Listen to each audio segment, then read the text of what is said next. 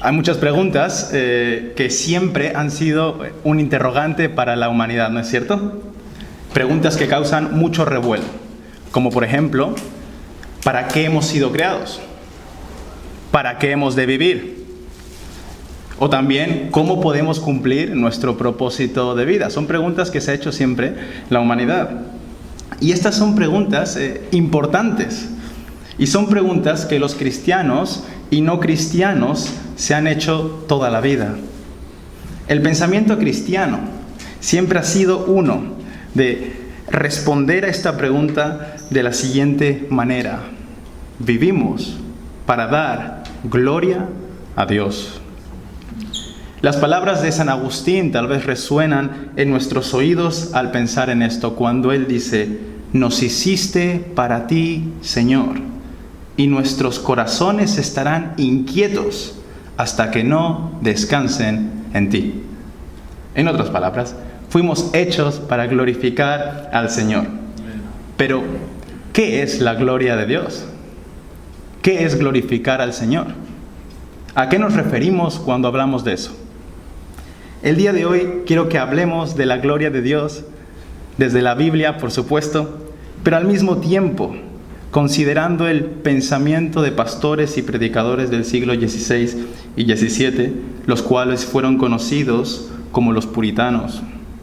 Por lo que el enfoque que tendremos en este mensaje será uno bíblico, por supuesto, y al mismo tiempo histórico, considerando lo que estos hombres dijeron. Dejadme explicaros quiénes eran los puritanos rápidamente para aquellos que no los conocéis. Los puritanos eran un grupo de pastores y predicadores cristianos que existieron más o menos cerca del siglo XVI y XVII. Eran parte de la Iglesia de Inglaterra, la Iglesia anglicana. Estos hombres querían vivir para agradar a Dios toda su vida, por lo que ellos querían reformar la Iglesia de Inglaterra, la Iglesia anglicana. Porque la Iglesia de Inglaterra en ese entonces tendía mucho al catolicismo y a muchas prácticas católicas. Lo que ellos buscaban era que la iglesia fuera conformada más a la iglesia bíblica, a una predicación bíblica, a un correcto uso de los sacramentos y una adoración bíblica también. Sin embargo, dicho todo esto, no tuvieron mucho éxito, porque el gobierno guiado por la iglesia anglicana dictó un acta en la cual obligaba a todos los ministros de Inglaterra a someterse a las prácticas que la iglesia decía. Muchos de estos hombres huyeron a otros países, otros fueron encarcelados en Inglaterra simplemente por oponerse a tales prácticas, ¿no? Sin embargo, todas estas cosas obraron para bien, ya que llevarían su doctrina y pensamiento a lugares como Francia, Holanda, Escocia e inclusive Estados Unidos. Su objetivo fue purificar a la iglesia para que la iglesia fuese una iglesia que agradara más al Señor y que le diera gloria. El Catecismo Menor de Westminster, que fue diseñado bajo la guía de muchos de estos teólogos puritanos, empieza de la siguiente manera: ¿cuál es el fin principal del hombre? La primera pregunta. La respuesta que ellos dieron fue la siguiente: el fin principal del hombre es glorificar a Dios y gozar de Él para siempre. Este era su objetivo de vida. Bajo este lema vivían ellos todo lo demás. Por supuesto que estos hombres eran falibles, eran pecadores, al igual que nosotros. Sin embargo, es bueno que nos preguntemos, ¿qué podemos aprender de ellos nosotros, personas del siglo XXI? Y esto es lo que quiero considerar el día de hoy, el pensamiento de ellos sobre la gloria de Dios. Para esto vamos a tener 3 preguntas. La primera, ¿qué es la gloria de Dios? La segunda, ¿qué es glorificar a Dios? Y la tercera, ¿cómo glorificar a Dios? Entremos entonces con nuestra primera pregunta, la cual es, ¿qué es la gloria de Dios? A la hora de definir este difícil concepto, los puritanos hacían una distinción, ¿no? entre la gloria interna de Dios y la gloria externa de Dios. Ellos no entendían que Dios tuviera dos glorias, sino que hacían simplemente una distinción entre su gloria interna en esencia y su gloria externa manifestada al mundo. Veamos entonces a qué se refiere esto. En primer lugar, la gloria interna de Dios. Para ellos, la gloria interna de Dios es la suma de todo lo que Dios es en esencia. Recuerdo hablar hace un tiempo con algunos chicos del grupo de jóvenes y les preguntaba lo siguiente: ¿qué es la gloria de Dios? Entonces una chica dijo: la gloria de Dios es lo que Dios es. De repente los chicos empezaron a reírse por la redundancia de lo que ella había dicho, ¿no es cierto? Entonces los miré y les dije: pues eso es exactamente lo que es la gloria de Dios. Es la suma de todo lo que Él es: su amor, su misericordia, su bondad, su santidad. Eso es la gloria de Dios. Dice Thomas Goodwin sobre la gloria interna de Dios: sus atributos, en esencia, son su gloria. Todos sus atributos son gloriosos y en esencia esto nos habla de su gloria interna. Acompañadme a Éxodo 33. Éxodo 33.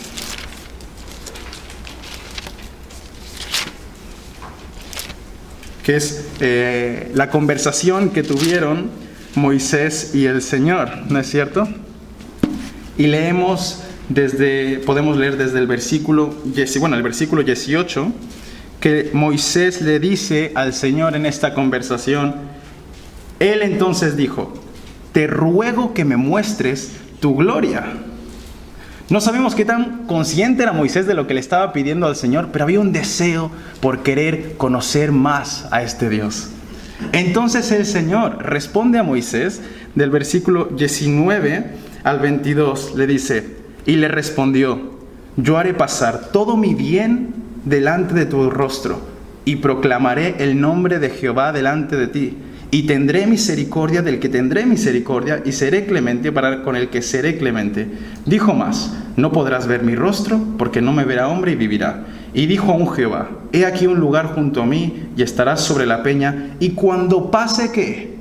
Mi gloria, yo te pondré en una hendidura de la peña, y te cubriré con mi mano hasta que haya pasado. El Señor aquí le dice a Moisés que ciertamente vería su gloria, por lo menos una pincelada, ¿no es cierto? Pero el Señor dice que iba a proclamar su nombre por delante de Moisés. Y luego nos dice: y cuando pase mi gloria. Es decir, ¿qué iba a pasar delante de Moisés? ¿El nombre de Dios o su gloria? Lo que pasa es que en la Biblia muchas veces el nombre de Dios se usa intercambiablemente con la gloria de Dios. De tal manera que la gloria es su nombre y su nombre es su gloria. Entonces el Señor le promete a Moisés: va a pasar mi nombre delante de ti, mi gloria, todo mi bien. La pregunta es: ¿cuál es esa gloria? ¿Qué es? La respuesta está en el siguiente capítulo, el capítulo 34, versículos 5 al 7. Dice así: y Jehová descendió en la nube y estuvo allí con él, proclamando el nombre de Jehová, proclamando su gloria, su bien. ¿Y cuál es? Y pasando Jehová por delante de él, proclamó esto: Jehová, Jehová, fuerte, misericordioso y piadoso, tardo para la ira y grande en misericordia y verdad, que guarda misericordia a millares, que perdona la iniquidad y rebelión y el pecado, y que de ningún modo tendrá por inocente al malvado, que visita la iniquidad de los padres sobre los hijos y sobre los hijos de los hijos hasta la tercera y cuarta generación. ¿Nos damos cuenta? El Señor aquí, al hablar de su gloria, Él dice que su gloria son sus atributos: fuerte, misericordioso, piadoso, etcétera, etcétera, etcétera.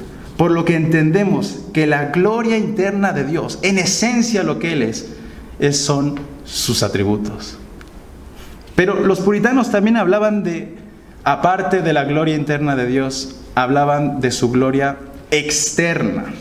¿Y qué es su gloria externa? Podemos decir que la gloria externa de Dios es la manifestación de sus atributos internos. Thomas Goodwin lo dice así, hablando de la gloria externa de Dios. Nos dice que es cuando la gloria de estos atributos internos, en esencia, es manifestada al mundo. Es su gloria interna dándose a conocer. Y hay muchos ejemplos de esto en las Escrituras, muchísimos. Por ejemplo, la creación es uno de ellos, el Salmo 19:1, que nos dice, los cielos cuentan la gloria ¿de quién? De Dios, ¿no es cierto? La hermosura de la creación nos habla de la hermosura de un creador, de su gloria. También podemos ver esto en las obras de providencia, por ejemplo, el rescate de Israel de las manos de Egipto. El Señor iba a ser glorificado en ese rescate, en las 10 plagas, en el endurecimiento de Faraón. ¿No es cierto? Su gloria fue manifestada también. Y también podemos ver que su gloria externa se manifiesta en la obra de redención, ¿no es cierto? Porque en la cruz podemos ver manifestada bellamente el amor de Dios, su justicia, su santidad, su poder, etcétera, etcétera, etcétera. Dice Jonathan Edwards, la Escritura pone de manifiesto que la gloria de Dios es el último fin de esa gran obra de la providencia, la cual es la obra de la redención por Jesucristo.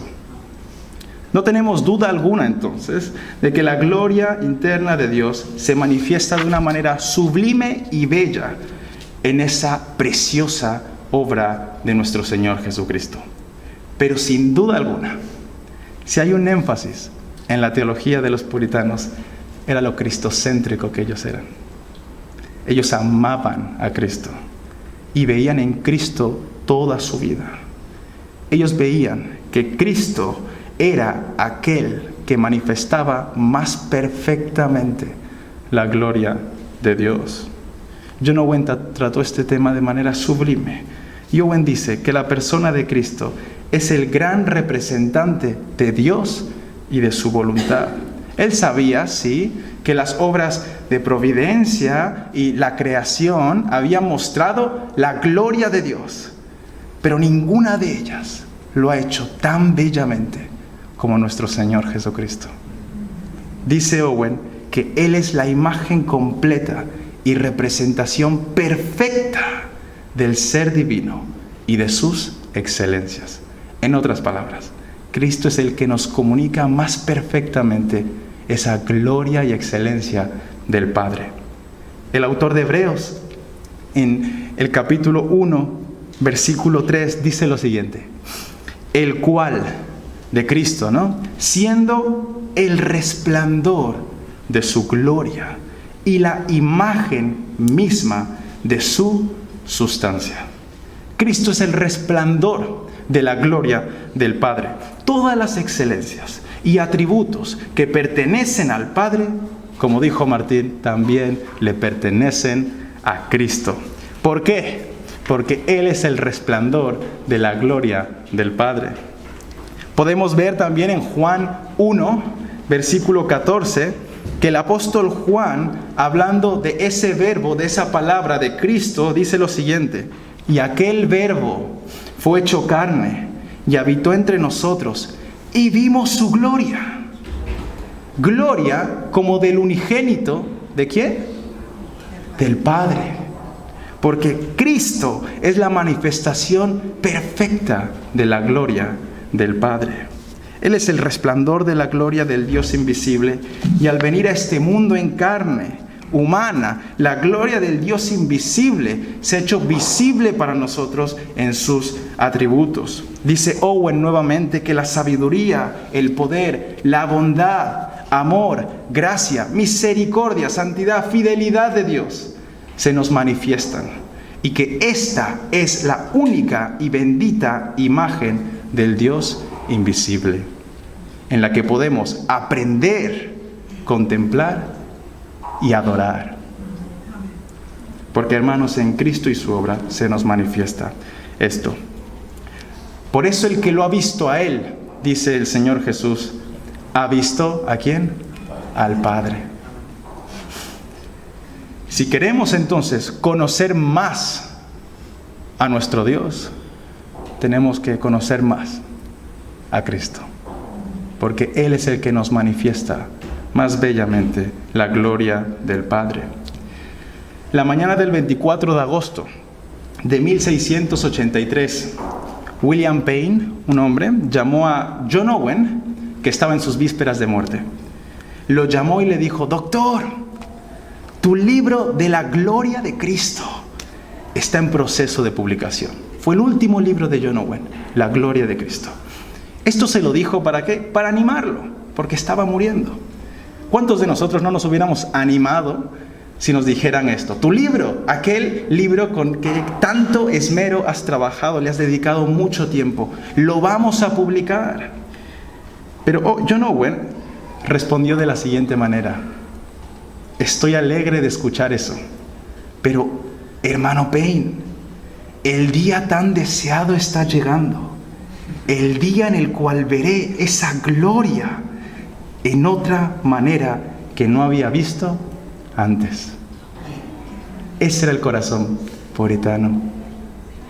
Un corazón que no solamente quería conocer y crecer más sobre la gloria de Cristo, sino que quería ver dicha gloria y amaba a Cristo. ¿Podemos nosotros decir entonces como este hombre? ¿Podemos decir como el apóstol Pablo, que él decía: para mí el vivir es Cristo y el morir ganancia? Habiendo visto esto entonces, la gloria interna de Dios y su gloria externa, ¿qué es aquello que entendemos por la gloria de Dios? Podemos concluir que la gloria de Dios es la suma total de lo que Él es internamente, manifestada al mundo para su alabanza y propio honor. Dicho esto, entremos entonces a nuestra segunda pregunta. Hemos visto qué es la gloria de Dios. Veamos ahora qué es glorificar a Dios.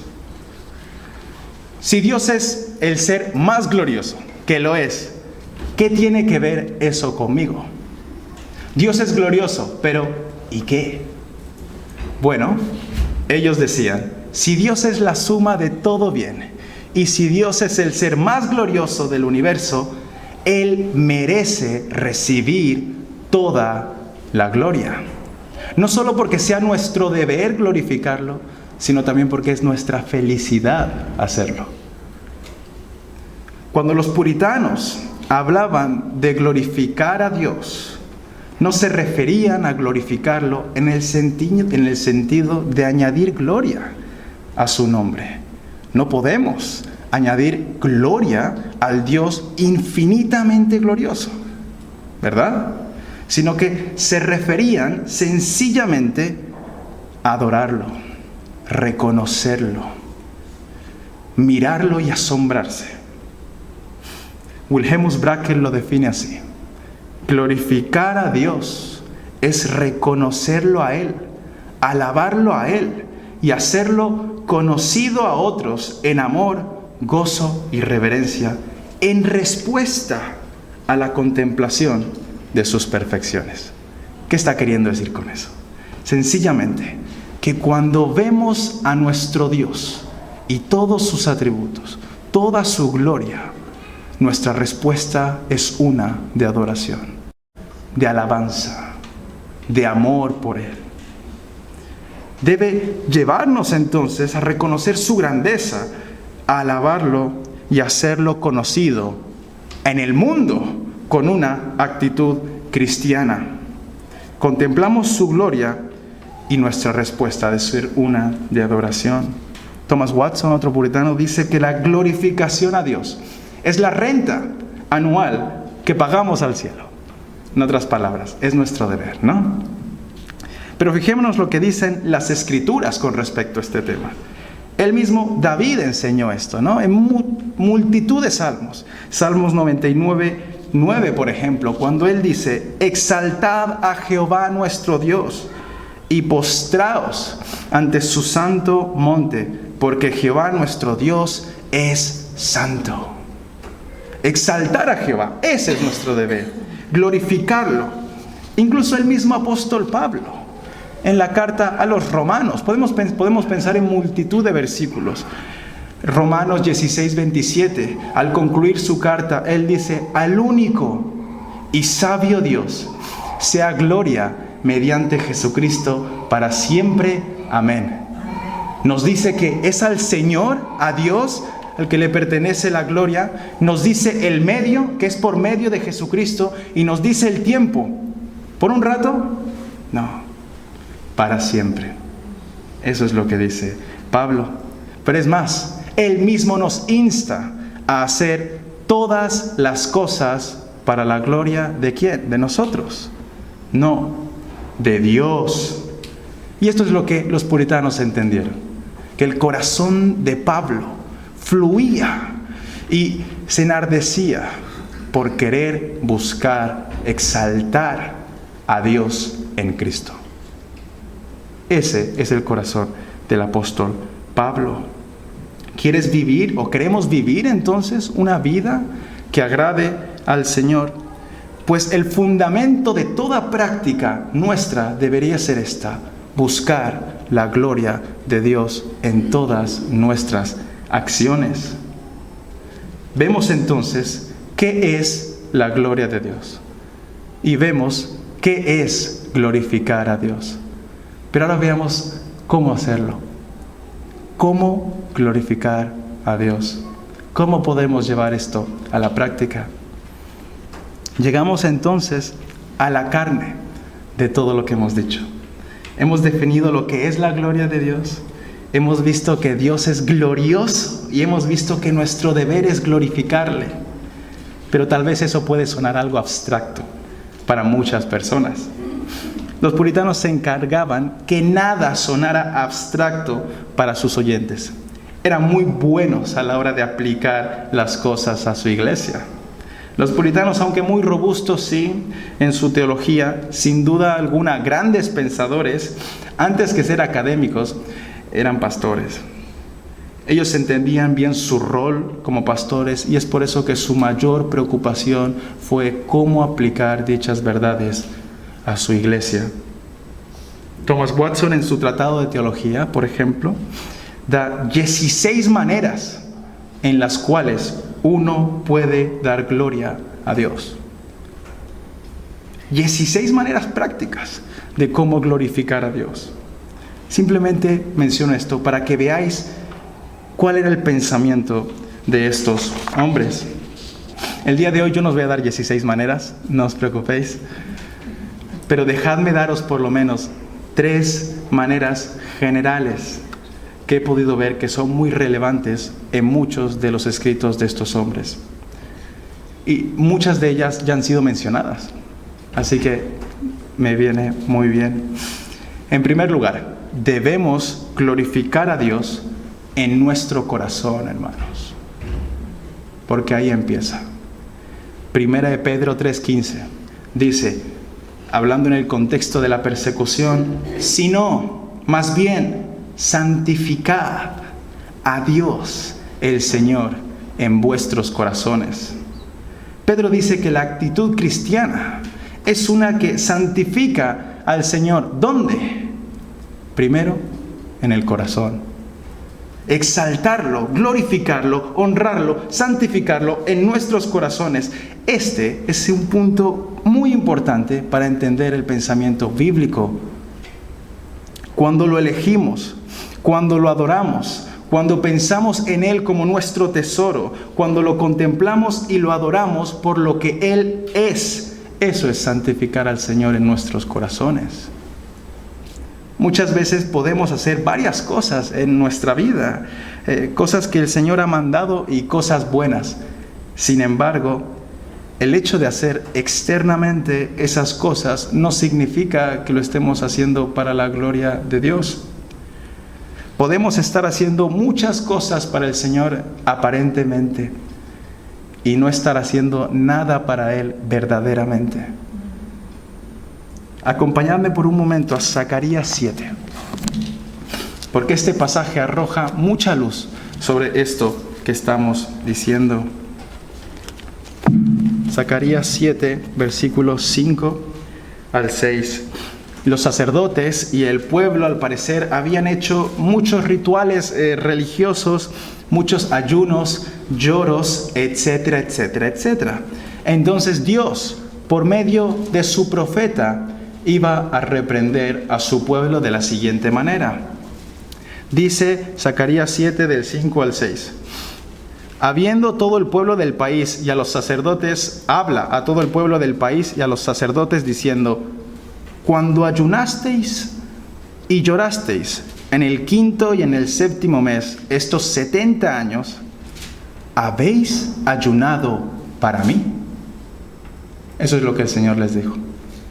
Y cuando coméis y bebéis, ¿no coméis y bebéis para quién? ¿Para vosotros mismos? Esas fueron las preguntas del Señor a su pueblo.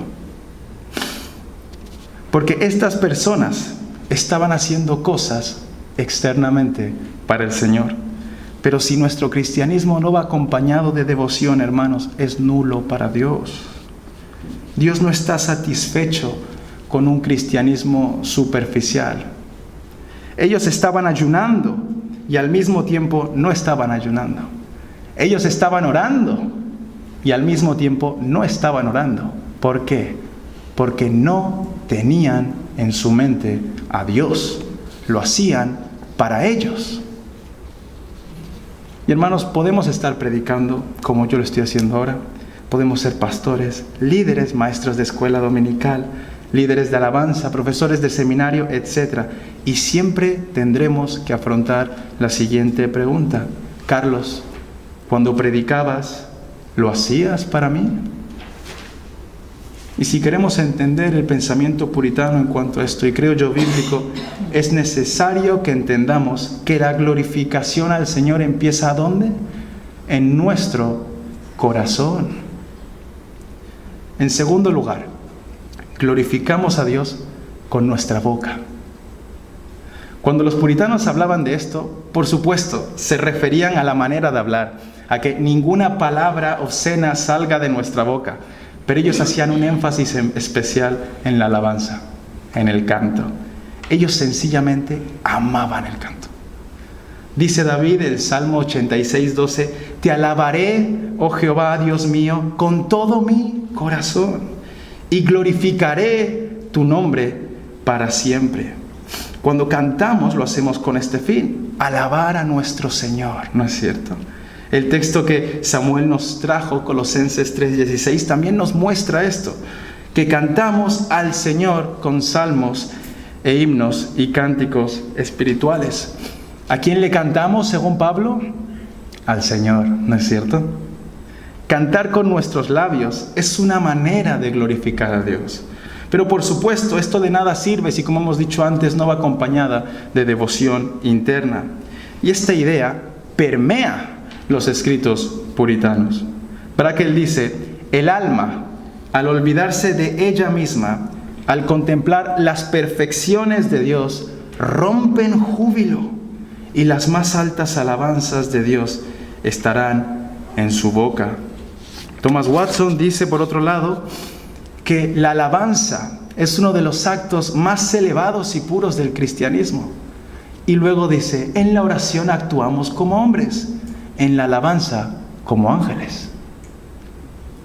Amados hermanos, la iglesia siempre se ha caracterizado por alabar al Señor de esta manera. Mi pregunta es, ¿alabamos al Señor? Somos de aquellos que dicen, no, es que a mí no me gusta cantar, mi personalidad no es así. Y es verdad que no todos es verdad que no todos nacemos con un deseo intrínseco por cantar. Sin embargo, esto no ha de ser excusa, ya que si somos cristianos, el canto es algo que debemos ejercer, ya que la Biblia habla muchísimo del canto cristiano. Y ahora bien, no solamente estoy hablando de cantar en nuestra congregación, también en nuestro hogar, con nuestras familias. Estoy hablando de cantar al Señor en todo tiempo. Recuerdo muy bien que cuando me convertí, unas personas me enseñaron un cántico. De hecho, fue el primer cántico que aprendí. Y me obligaron a cantarlo. Yo no quería. Este cántico decía así: unos dicen que canto mal, otros dicen que suena horrible. Eso no me importa a mí, ¿por qué no canto para ellos? Pasaré mi tiempo cantando a Cristo. No entendía muchas cosas en ese entonces, por supuesto. Sin embargo, algo quedó grabado en mi mente sobre esas personas, los cristianos. Cantaban a Cristo. Eso me impactó mucho. Y es necesario que recuperemos eso. ¿A quién le estamos cantando? A Cristo. Y en tercer lugar, glorificamos a Dios con nuestras obras. Nuestro Señor Jesucristo, ¿no es cierto?, nos exhorta a vivir de una manera santa, nos exhorta a vivir de una manera que refleje la gloria del Padre con buenas obras. Vemos esto en Mateo 5:16, cuando dice: así alumbre vuestra luz delante de los hombres, para que vean vuestras ¿qué? Vuestras buenas obras, y luego ¿qué hagan? Y glorifiquen a vuestro Padre que está en los cielos. El propósito por el cual hacemos las cosas delante de los hombres no es para darnos gloria a nosotros, no es para que la gente piense bien de nosotros, sino para que de alguna manera ellos den gloria a Dios. Cuando un chico en el colegio es un chico desobediente, que no hace la tarea, que grita todo el tiempo, etcétera, etcétera, la conducta de ese niño dice mucho de sus padres, ¿no es así? Nuestra conducta delante de los hombres habla. Dejadme ponerlo de esta manera: somos linternas en este mundo oscuro y nuestro objetivo es que vean nuestra luz, pero no queremos que se queden ahí, sino que luego vayan y vean la luz del sol, que es nuestro Padre, ¿no? Thomas Boston dice: una vida santa es una vida de luz, es una luz brillante para que un mundo ciego vea la gloria de Dios. Es en nuestro trabajo, en nuestros estudios, en nuestros quehaceres, en nuestras conversaciones, en todas nuestras obras tenemos un deber: proclamar su gloria con nuestras vidas, obras. El día de hoy os he presentado, o espero, 3 maneras generales de glorificar a Dios. Aunque de alguna manera se puede decir: hacedlo todo para la gloria de Dios, ¿no es cierto? En conclusión, este fue el objetivo puritano: regocijarse y vivir para la sola gloria de Dios. Conocemos este lema, ¿no es cierto? Soli Deo Gloria, solo a Dios sea la gloria. Y miren, amados hermanos, los puritanos eran personas normales y corrientes. Eran pecadores, al igual que nosotros. No debemos idolatrarlos. Y por supuesto que no eran infalibles. Luchaban con muchas cosas, al igual que nosotros. Y al igual que nosotros eran débiles y orgullosos en muchas áreas de su vida. Pero estoy convencido que hay cosas que podemos aprender de ellos. Y una de ellas es esta: que eran más conscientes que nosotros de vivir para la gloria de Dios. Y creo que esto es algo que debemos recuperar.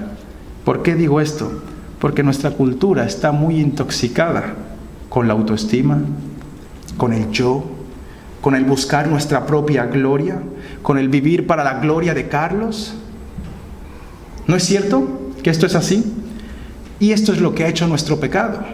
Y vivir para eso, lo único que va a hacer traer destrucción a nuestras almas. Hay un objetivo más sublime, un objetivo más bello y un objetivo que trae felicidad, sí, satisfacción al alma, y es contemplar y vivir para la gloria de Dios en Cristo. Por supuesto, muchas veces nos quedamos cortos, muchas veces fallamos, pero debemos correr la carrera mirando al objetivo, aunque muchas veces nos caigamos en el intento. Entiendo que muchas veces nos veamos abrumados tal vez, porque muchas veces somos demasiado débiles incluso en esta tarea. Y si somos sinceros, es verdad. Somos débiles para llevar a cabo la gran tarea de glorificar a Dios con todo nuestro ser. Nuestra fe muchas veces está mezclada con dudas, ¿no es verdad?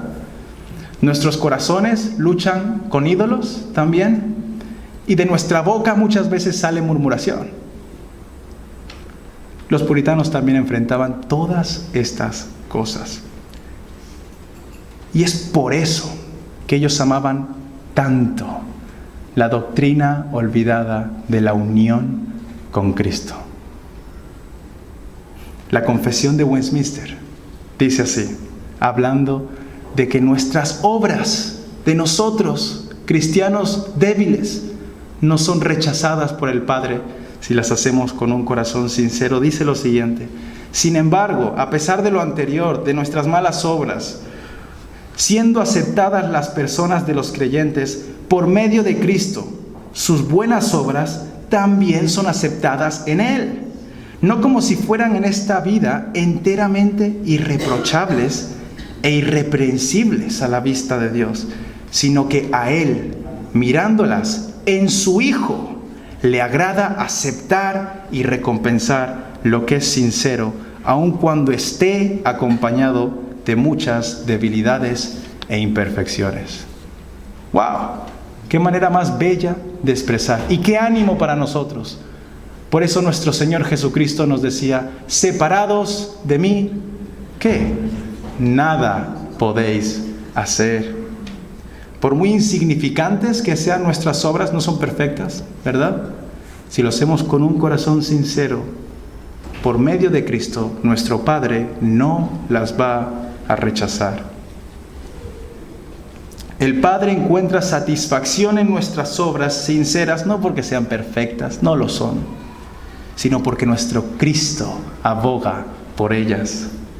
Por eso Thomas Boston animó a su congregación de la siguiente manera: que esta sea vuestra principal y más importante obra, glorificar a Dios y procurar disfrutar de Él.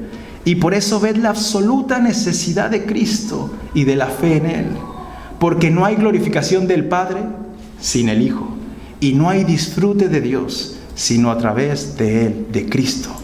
Ningún sacrificio es o puede ser aceptado a menos que se ofrezca en el altar de Cristo, y no hay entrada en la habitación de la presencia de Dios si no es introducida por Cristo. Por lo que, amados hermanos, no nos desanimemos en esta gran tarea, porque aunque seamos débiles ante semejante tarea, nuestro Padre amado no rechaza nuestras obras que van por medio de Jesucristo. Busquemos entonces, amados hermanos, la gloria de Dios en Cristo, y busquemos presentar nuestras obras y pensamientos a través de Cristo, que no serán rechazados. Y que podamos decir como el salmista: no a nosotros, oh Jehová, sino a tu nombre da ¿qué? Gloria, por tu misericordia, por tu verdad. Amén. Amén.